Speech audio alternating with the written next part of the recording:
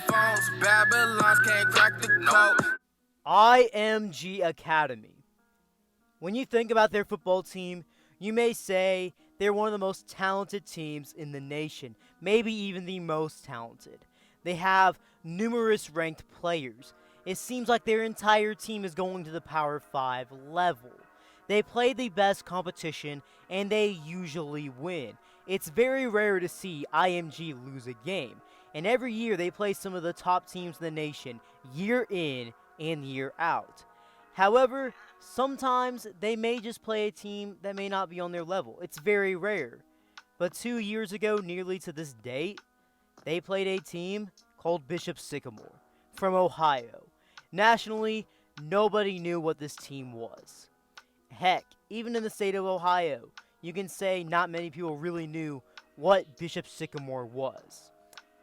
And, well, they played this game at the NFL Football Hall of Fame Stadium in Canton, Ohio. And the result would go about how you would expect it. Versus a team that nobody knows versus IMG, a high school football powerhouse. The final score of this game, it wasn't close. 58-0. They even had a running clock for the entirety of the second half. And yeah, I haven't mentioned yet, this game was played live on ESPN. IMG had way more players. They were way more talented. Versus a Bishop Sycamore squad that didn't have many players, didn't have a complete roster given to the broadcast booth, and a team that was switching helmets and ultimately got killed in every way, shape, and form. The aftermath of this game was wild, as the founder / head coach of Bishop Sycamore was found to be a criminal. The quote-unquote school was in fact not an actual school.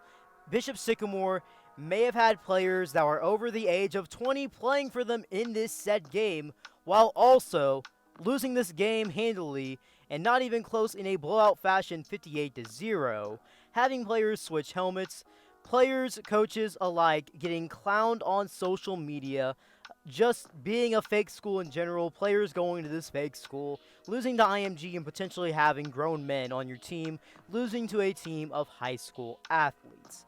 If you thought of an insult or thought of anything that was going to be said about this match, you probably can't imagine it. It was probably going to be said. As big of a story as this was a couple years ago, Bishop Sycamore would not play any more games as a team. And, well, they effectively shut down, and everyone just clowned on them for the rest of time. Except, there was going to be an HBO-made documentary about Bishop Sycamore itself, made by HBO. It released this week as of the recording of this video, and I watched the entirety of it all. And I will say, it is a 10 out of 10 documentary, but it really does change the way you really thought this documentary was going to be. In my opinion, I thought, yes, it was going to be serious, but there was possibly going to be some jokes being thrown around.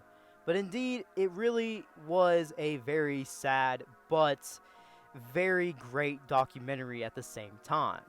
If you had a very base level knowledge of Bishop Sycamore and just the events that followed after this IMG game, you would probably know that the founder / then head coach, Roy Johnson, is a very terrible person.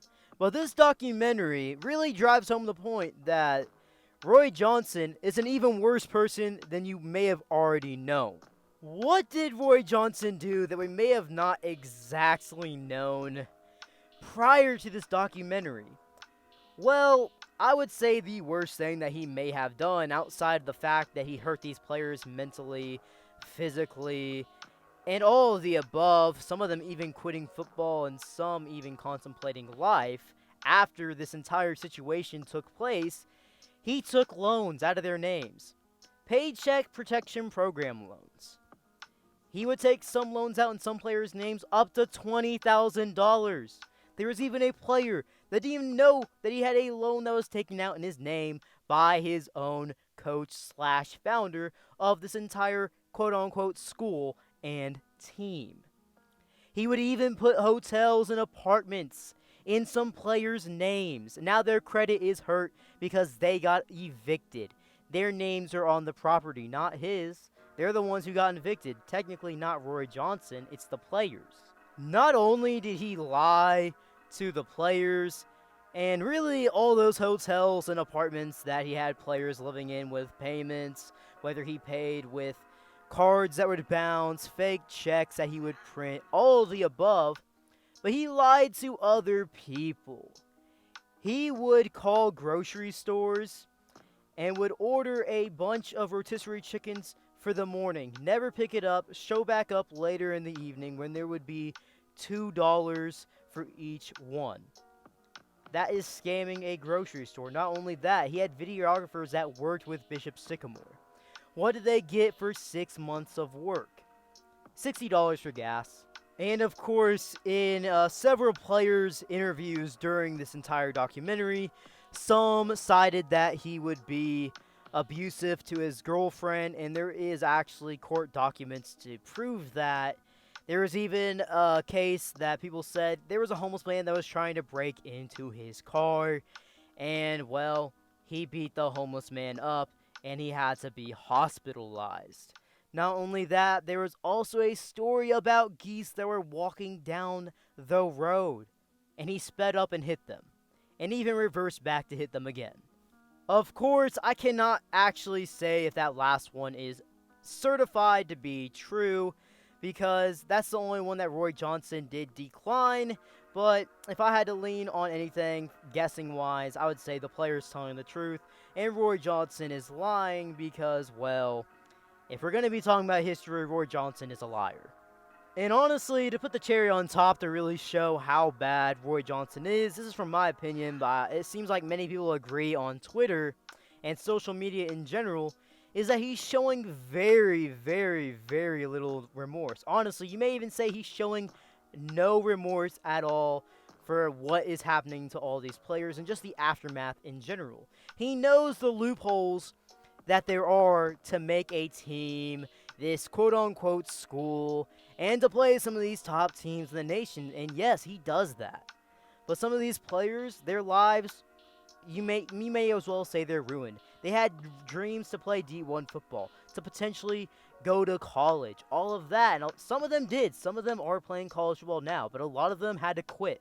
A lot of them had injuries. A lot of them even weren't able to go to college because they were affiliated with Bishop Sycamore, including the quarterback. He couldn't go to Grambling State because he was affiliated with Bishop Sycamore. So now he's at East Los Angeles College, hoping to make a comeback.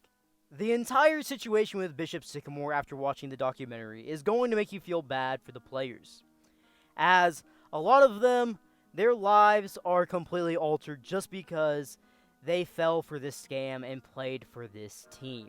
They never got what they were really promised for. Yes, a couple are on the D1 level now, but a lot of them aren't even playing football anymore. A lot of them are done. A lot of them suffered big injuries, and a lot of them are suffering not only physically but mentally because of all the stuff they had to go through with Bishop Sycamore.